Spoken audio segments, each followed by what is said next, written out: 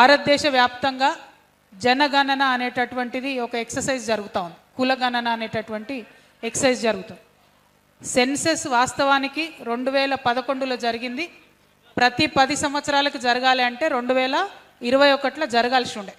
కానీ 2021లో కోవిడ్ వచ్చిందని చెప్పి జనాభా గణన చేయకుండా వదిలేయడం జరిగింది.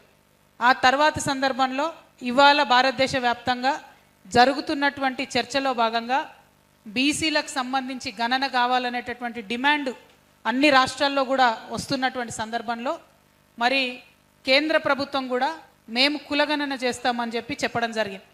వారు కులగణన చేస్తామని చెప్పగానే అందరం కూడా వాస్తవానికి ఆశ్చర్యపోయినాం. ఎట్లా బుద్ధి వచ్చింది ఇట్లా వీళ్ళకు సడన్గా కులగణన ఎట్లా చేస్తా అన్నారని.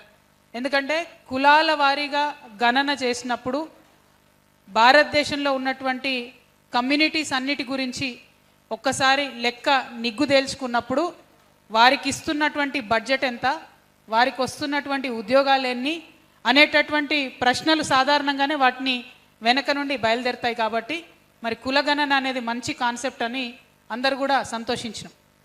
ఎప్పుడైతే కులగణన డాక్యుమెంట్ బయటకు ఇచ్చారో, సెన్సస్ డాక్యుమెంట్ బయటకు ఇచ్చారో, ఆ సెన్సస్ డాక్యుమెంట్లో కంప్లీట్గా భారతీయ జనతా పార్టీ భారత ప్రజలను మోసం చేస్తుందన్న విషయం స్పష్టంగా అర్థమైంది.